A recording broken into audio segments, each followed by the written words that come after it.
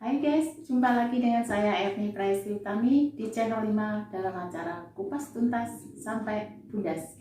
Kali ini kita akan mengupas satu topik, yaitu demokrasi Pancasila visi Bung Karno. Seperti biasa, jangan lupa like and subscribe, tetap di channel 5. Kita ketahui bersama bahwa sejak reformasi tahun 98, kita sepakat untuk mengatur negara Indonesia ini dengan negara demokrasi. Tetapi yang kita terapkan selama ini, apakah demokrasi liberal ataukah demokrasi Pancasila? Seperti biasa, kita akan ngobrol lebih jauh tentang demokrasi Pancasila dengan pakarnya, yaitu Bapak Soekarno Autro, Direktur Lembaga Kajian Marhenis Indonesia.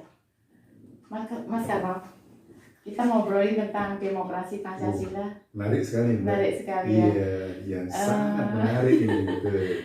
Seperti yang kita ketahui nih, sejak reformasi tahun 98, kita bangsa Indonesia ini sepakat untuk mengatur negara ini dengan demokrasi. Nah, penerapannya menurut Mas Karno bagaimana nih? Sudah tepatkah kita menggunakan demokrasi Pancasila ataukah gimana menurut Mas Karno? Gini, Mbak. Indonesia ini negara paling unik di dunia. Iya. Kenapa? Karena demokrasi yang kita anut itu bukan demokrasi ala barat, bukan demokrasi liberal, tapi demokrasi Pancasila. Kenapa kita katakan bahwa Indonesia ini paling unik demokrasinya? Karena demokrasi Pancasila tidak hanya mengatur tentang demokrasi politik, tapi juga mengatur tentang demokrasi ekonomi. Kenapa Bung Karno punya visi seperti itu? Karena Bung Karno tidak ingin bahwa parlemen kita itu hanya menang di ruang sidang, tetapi di luar sidang kita didepak oleh para kapitalis karena kita tidak memiliki demokrasi ekonomi.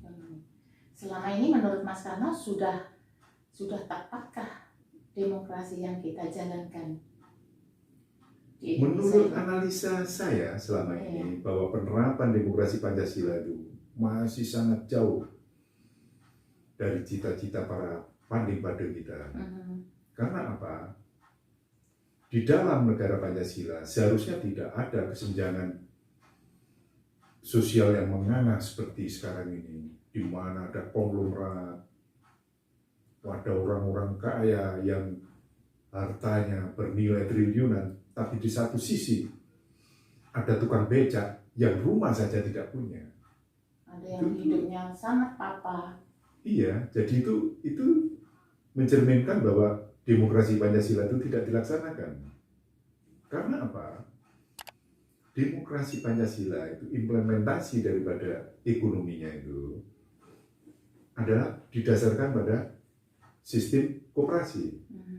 Sehingga perusahaan-perusahaan besar, misalnya perusahaan A yang memproduksi kain misalnya, atau memproduksi buku misalnya, itu bukan milik perorangan, juga bukan milik PT, tetapi itu dikelola secara sistem ekonomi koperasi. Jadi yang memiliki ada masyarakat yang memiliki saham daripada koperasi itu.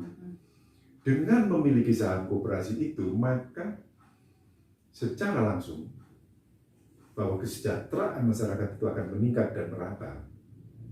Jadi demokrasi ekonomi itu mencegah terjadinya kesenjangan. Betul. Antara si kaya dan si miskin. Betul. Ya, Mas, ya? Betul. Tidak signifikan seperti yang sekarang ya. Betul. Jadi sekarang itu kenapa si kaya makin kaya, si miskin makin miskin? Karena lagunya Bang Roman nih. Iya, betul, Mbak. Karena demokrasi ekonomi tidak dilaksanakan di Indonesia ini. Sehingga kesenjangan itu semakin menganga. Iya. Dan apa Mas, rumusannya gimana nih Mas, untuk mengatur supaya tidak terjadi kesenjangan, kemudian pemerintah ini juga bisa menerapkan dengan yang seharusnya demokrasi Pancasila itu. Segera diawali, Mbak. Harus ada perubahannya. Harus ada perubahan yang fundamental. Pembantu presiden harus segera dirumuskan. Ya. Karena demokrasi kita, sekali lagi saya ulangi, bukan hanya demokrasi politik ala barat. Ya. Itu demokrasi liberal. Ya. Sedangkan demokrasi kita adalah demokrasi Pancasila. Bahwa demokrasi Pancasila juga mengatur yang namanya demokrasi ekonomi. Ya. Cabang-cabang strategis seharusnya tidak dikuasai oleh orang per orang, apalagi asing. Seharusnya itu dikuasai oleh masyarakat kita dalam bentuk badan usaha koperasi. Tetap diatur ya. Tetap diatur, gitu. Iya.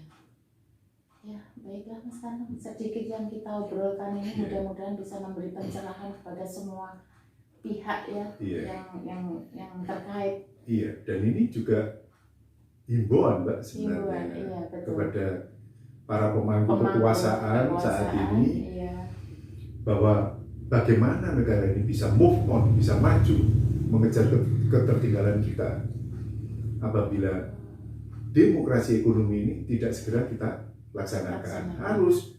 Jadi bukan hanya sekedar wacana, tetapi harus segera diimplementasikan. Apalagi pasca pandemi COVID ini. Iya. Makanya sebenarnya pandemi COVID-19 ini memberikan pendidikan kepada kita.